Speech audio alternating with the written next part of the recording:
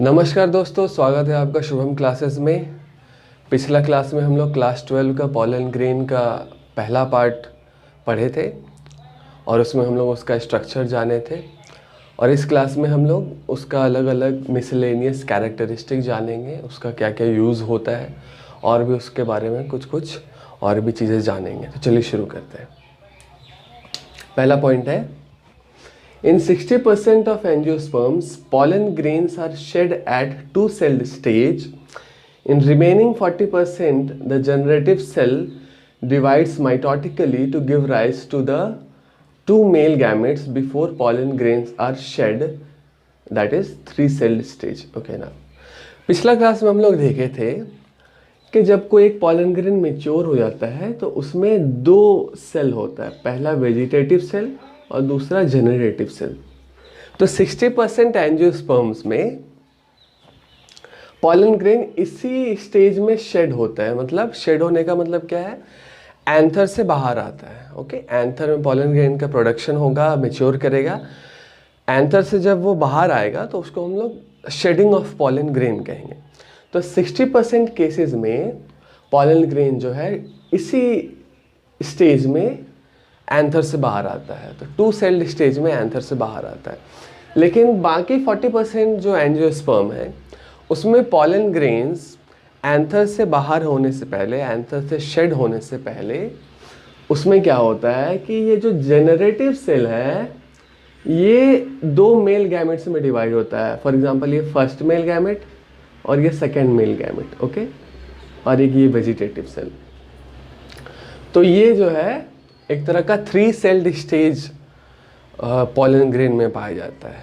40% cases में ऐसा होता है। ओके, अब पॉलन ग्रेन जो है डिजीज भी कॉज कर सकता है। ओके, चलिए देखते हैं।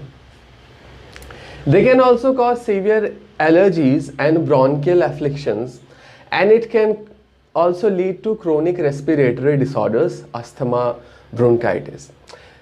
वो सीवियर एलर्जीज कॉज कर सकते हैं। एलर्जी का मतलब क्या होता है, अगर आपको नहीं पता है तो मैं आपको बताता हूँ। एलर्जी का मतलब होता है कि कोई भी फॉरेन पार्टिकल जब बॉडी के अंदर जाए तो बॉडी उसके अगेंस्ट एग्जैगरेटेड रिस्पॉन्स ले, मतलब जितना ज़रूरी नहीं है उससे ज़्यादा रिस्पॉन्स ले। फॉर एग्जांपल किन्हीं लोगों को डस्ट एलर्जी होता है और किन्हीं को नहीं होता है। तो बॉडी कभी कभी ऐसा होता है कि कुछ कुछ पार्टिकल्स या कुछ कुछ केमिकल्स के प्रति बहुत ज़्यादा एक्स्ट्रा सेंसिटिव हो जाता है, तो उसी को एलर्जी कहते हैं और उस हिसाब से वो एक्शन भी लेता है। किसी को नींबू से एलर्जी होता है, किसी को पर्टिकुलर स्मेल से एलर्जी होता है, किसी को डस्ट से एलर्जी होता है। ओके, तो एलर्जी कॉज कर सकता है पॉलन ग्रेन, और सीवियर केसेस में वो अस्थमा भी कॉज कर सकता है। सांस लेने में बड़ी प्रॉब्लम होती है अस्थमा में। और ब्रोंकाइटिस भी कॉज कर सकता है। ब्रोंकाइटिस का मतलब क्या है, जब लंग्स का ब्रोंकियोल्स जो है स्वेल हो जाएगा तो उसको ब्रोंकाइटिस कहते हैं। ओके,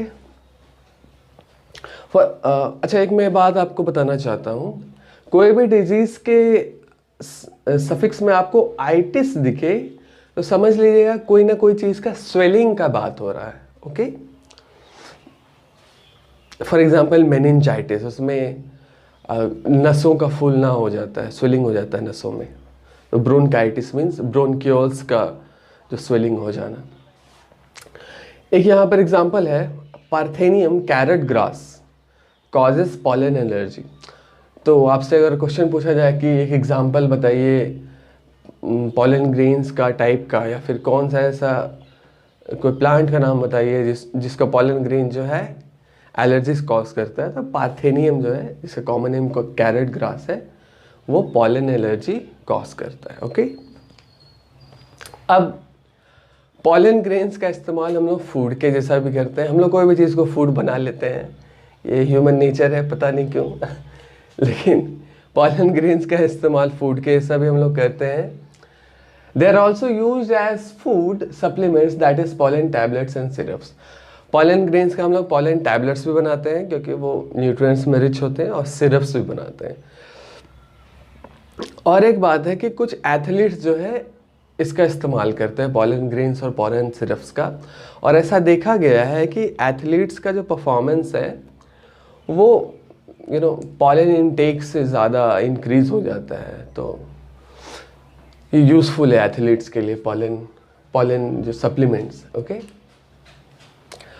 नाउ अब जो एक लास्ट टॉपिक हम लोग पढ़ने वाले हैं वो वायबिलिटी है। पॉलन ग्रेन का वायबिलिटी क्या है, तो समझते हैं वायबिलिटी क्या है। The period up to which pollen grains can bring about fertilisation is called the viability of the pollen grains. Viability का मतलब क्या हुआ, after shedding out from anther से बाहर निकलने के बाद जितना समय तक वो पॉलन ग्रेन फर्टिलाइजेशन कॉज कर सकता है उसको उसका वायबिलिटी कहेंगे।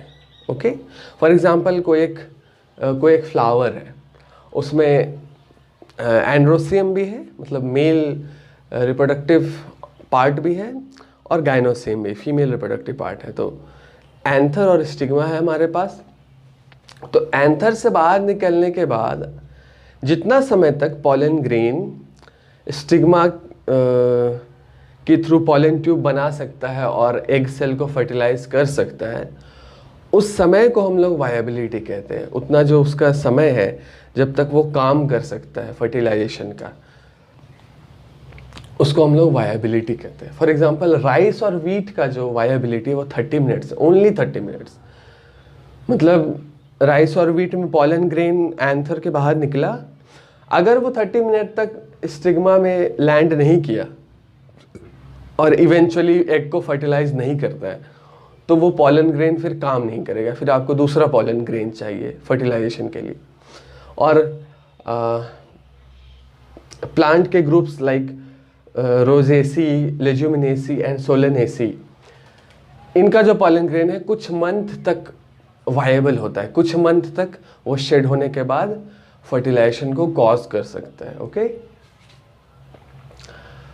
ओके, तो जैसे हम लोग सीमेन को प्रिजर्व करते हैं एनिमल्स के एंड इवन ह्यूमन बीइंग के सीमेन को हम लोग प्रिजर्व करते हैं, उस तरह पॉलन ग्रेन को भी प्रिजर्व करके अब रखा जा रहा है।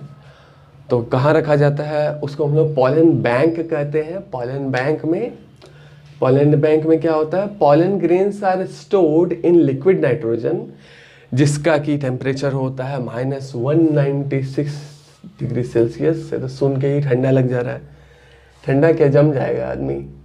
ओके, तो पॉलन ग्रेन्स को -196 डिग्री सेल्सियस में रखा जाता है, उसको प्रिजर्व रखा जाता है और सालों तक रखा जा सकता है। फॉर